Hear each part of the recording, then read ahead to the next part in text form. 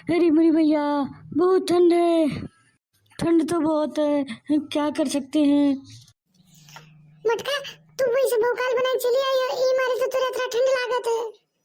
नहीं अम्मा, हम देखो स्वेटर पहने हैं, लेकिन अब ठंड बहुत है, खुला में लागत है।